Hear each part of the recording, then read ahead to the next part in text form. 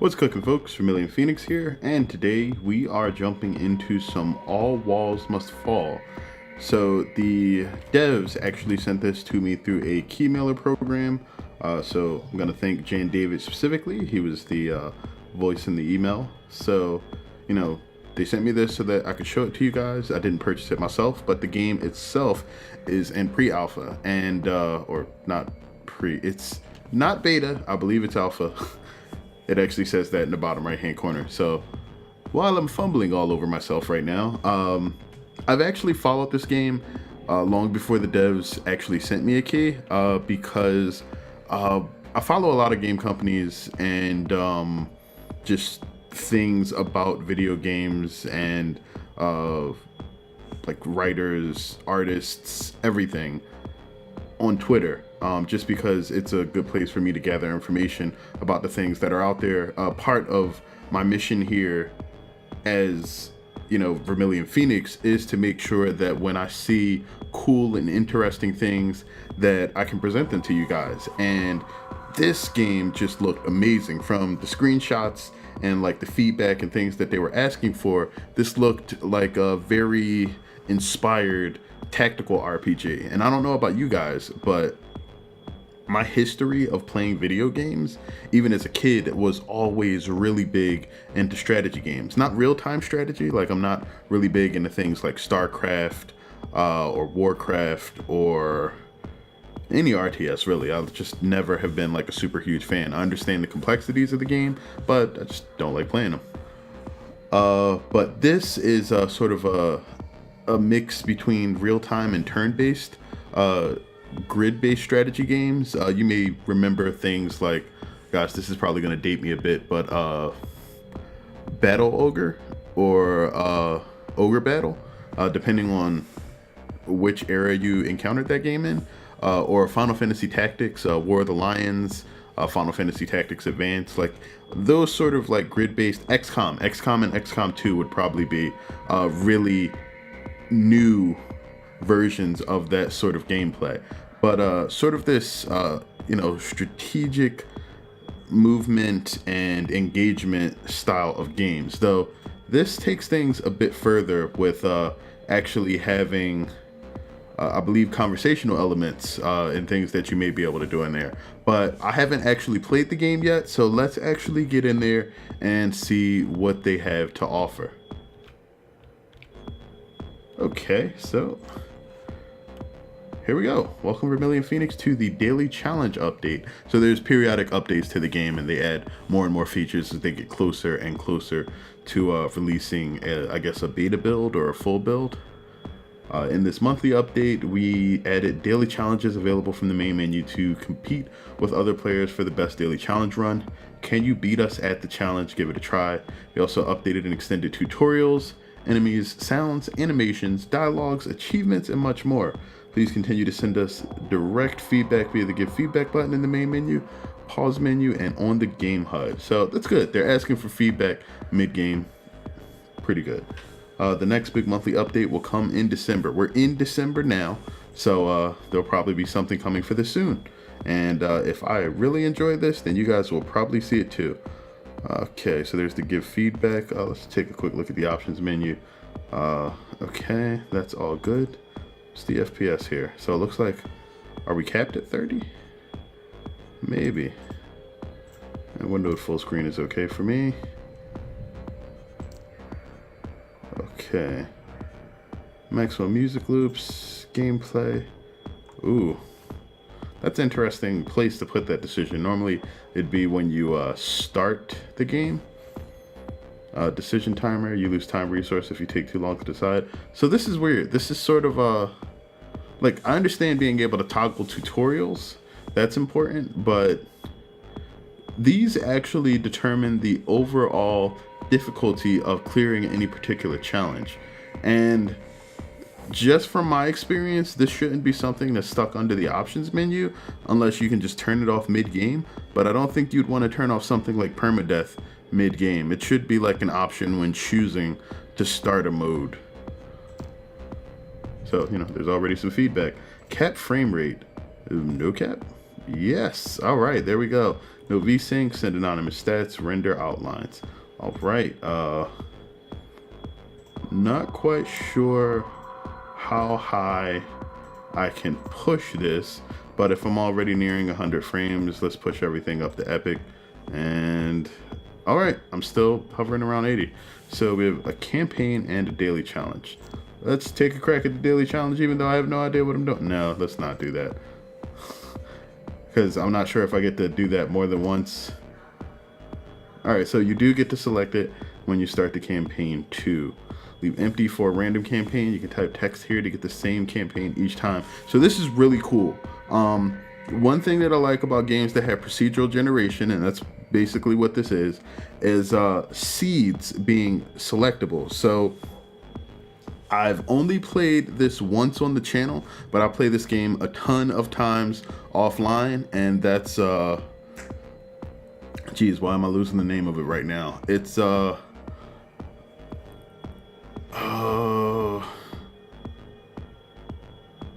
I really can't. You play as a little hero guy.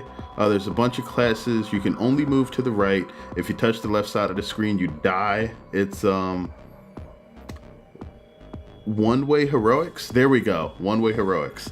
They basically do the same thing, where you can randomly select from like 3 randomly generated daily worlds to explore, and they as long as you use the same code, you always go back to the same world. But you can type in your own codes and you sort of get the same sort of scenario each time, except for, you know, possibly where a couple of items that are completely randomized within the world are like some item drops or the specific spawning of enemies.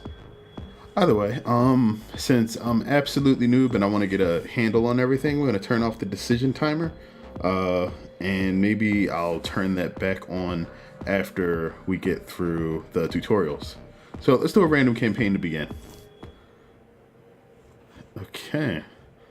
Shoot, move, interact, dash, aim shot, WSD to move, rotate camera. Okay, 1 is undo, 4 is to pass time or stay in cover, R is to reload, and space is confirm combat action. This game features procedural generation. Each playthrough will be different. Your campaign progress is automatically saved. So that means that there won't be any repeating to sort of try to get through things. What we've experienced is not just everlasting Cold War and total surveillance, but cross-temporal communication, but an entrapment. Oh, and wow. Okay, so we are surveilling everything through time. East Berlin 2069, the Cold War never ended, yet the end lies ever close. Will this be the last time? Okay, so you have been redirected to -10 hours. There has been a catastrophic event. Your agent awaits you. Your mission is to kill Dragon Muller. Okay, spacebar. I'm hitting my spacebar. Why would I do that? Don't worry, we will get then. Trust me, he has it coming. What? Let's calibrate your new surveillance camera. Why? I think it means we will get there, or because that's more of a physical location in the conversation rather than time. But it may be a time pun. I don't know. All right, move the camera by WASD or with your cursor on the screen edge. Okay, rotate the camera by pressing Q and E. So this is probably going to be like a, okay, Q and E don't seem to be doing anything. All right, my keyboard is still connected to my computer, but none of the, okay, my escape key works. Okay, yeah, there we go. All right, now center the camera back on your agent by pressing V. Left click somewhere to move there. Okay, that's cool. If you notice, like, the soundtrack for the game kind of has this steady pulsing beat in the background, and the actions that you take actually appear to happen on those beats, which is really nice. It gives you sort of a rhythmic feel to the action that's going on. Click on the door and choose an interaction to get inside. Alright. Force open, hack open, minus 50 TR, time resource. Okay. Talk to bouncer, pistol. Talk to bouncer, pistol? Oh, is that what the bouncer has? Welcome to the interrogation interface, aka dialogues. So every talk is a interrogation. That's nice. Okay, Wilfred Walesa, disambiguation. Each answer you choose will influence your target's emotions. Target replies will also influence their emotions. Try to induce emotions in your favor to win dialogue. Note that you can undo your answers to try a different approach. Okay. So it looks like this time resource bar is sort of kind of like a resource that determines like how much you can actually attempt during any given mission, and things like undoing or trying to hack this take time, and like them specifically taking time makes it so that I guess if this manages to get to 0, then the bomb goes off and you lose. So he's scared, he's a little flirty, and then he's very respectful.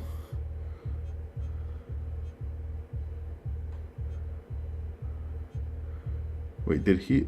Oh, he said yes?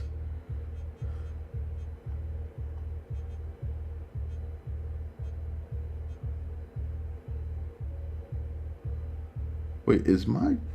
This dude's right arm looks like it's a gun or something. Wow, I just noticed that. Alright. I've had this conversation so many times. Alright, so he seems more respectful.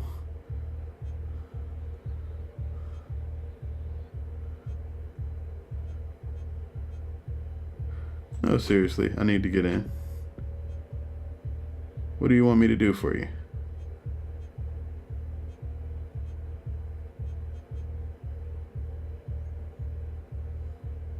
I'm about to just pay you off. Okay, whatever. Just go in and stop talking to me. Respectful success. Alright, that's nice. Okay, and then it looks like based on actions that you carry out, you get to you get more time resource. That's cool. That's weird though, because yeah, it's like the more things you uncover, the more time you get. Coat checker. Talk. Entry is 10 credits.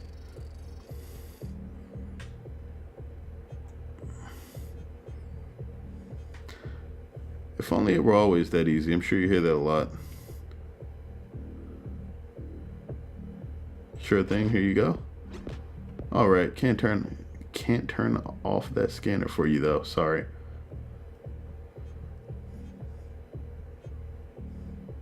I lost that arm fighting for you, son. How's that?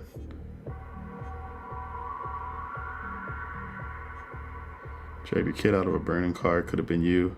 Pacific Proxy Wars.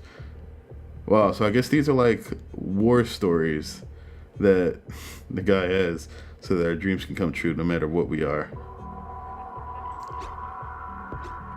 Okay, I guess I can make an exception for you. Wow, so that made respectful and scared go up. And we got way more time. So I don't know what the max time is. Oh yeah, it did. It tells you. 750. Okay, so whatever I did got me a ton of time so far.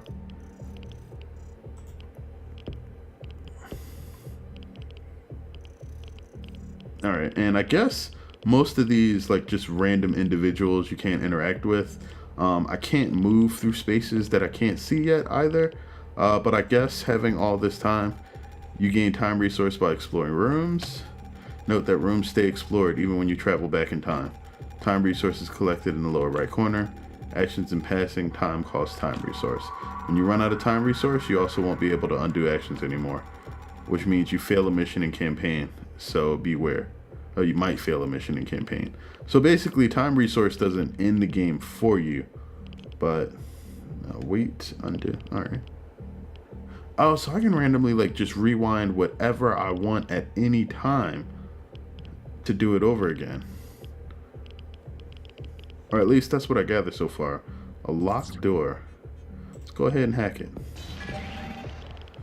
Since I'm like way over on time resource anyway. Hostile agent pistol. Ooh, so this was locked and I opened it.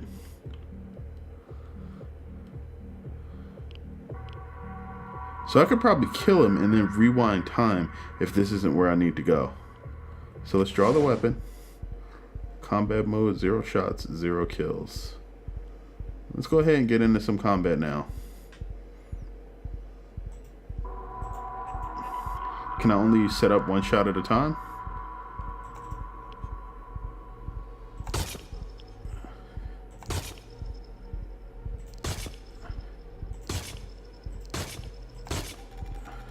This combat is completed.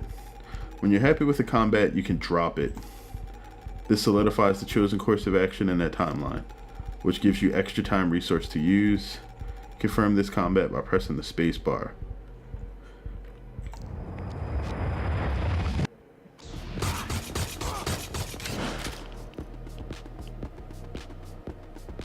Okay, so can I just walk through here now? Yeah, it looks like it. And that guy is very dead. Okay, so this is a locked door I can interact with. Doesn't look like there's anybody else in this room, which may have been why it was kind of hostile. But yeah, there's nothing back there. Okay. And every space that I walk. Talk to backdoor guard. Oh, no. I don't need to do that. I guess that's just if I wanted to break in. Yeah, that looks like a special room. Bartender. Gunnar Markovic. I'm busy. Got customers to serve. I'm busy. Okay. Let's go ahead and hack this since I have a ton of hostile agents coming in. Okay, kill him. Alright, draw a weapon. Aim shot, 1.5 beats, 2 damage, 1 stun.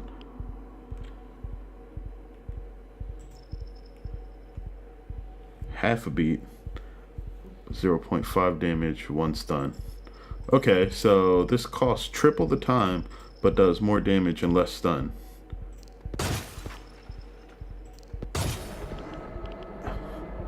Okay.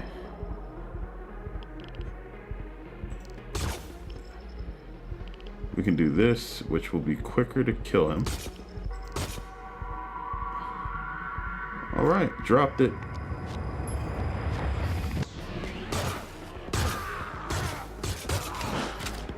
Alright, target down. See, that was easy. No more lies from Mr. Muller. Time to get out of here. Get back to your car. Okay, so I know I need to leave here now. And people just seem to be leaving.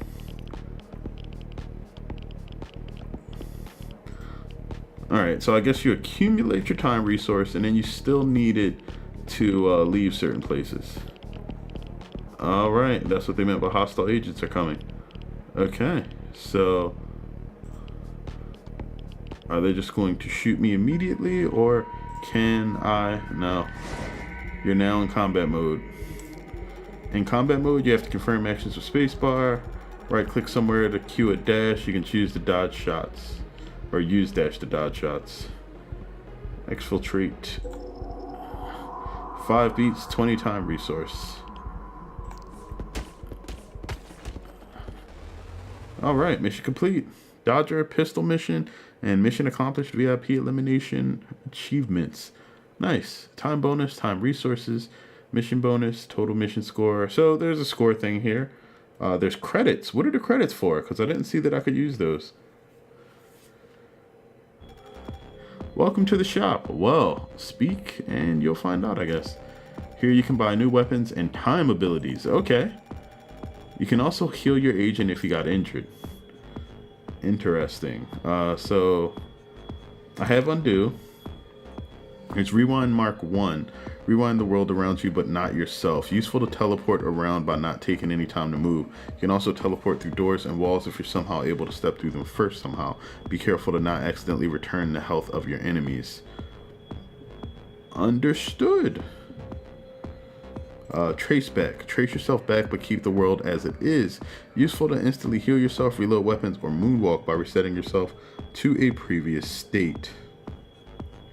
Also interesting. Primary weapon, Mark 1. Okay, so this is the pistol. I have it. I can upgrade it. Lowered aiming time. And then there's secondary weapon. I can unlock the slot. Let's do that. And what do we want? There's a cyber fist. That looks really expensive. Punch down walls and enemies will not be detected by weapon scanners or drones. Wow. Okay, high-powered rifle. That's like your sniping weapon, I guess. SMG is the weapon of choice to cause a lot of sustained damage on a single target. Beware to consecrating or dedicating this much attention to a single enemy and abandon all hopes of subterfuge when going full auto. Understood. Shotgun is deadly in short range. It can be used to crowd control groups of opponents. It is also very loud. Okay, so we have 3 weapons. Let's go ahead and, well, eventually we'll get that cyber fist, but for now let's go ahead and upgrade the pistol. And then what else do we have? Nothing else that I can actually do right now except maybe getting the shotgun. All right, so shotgun for now,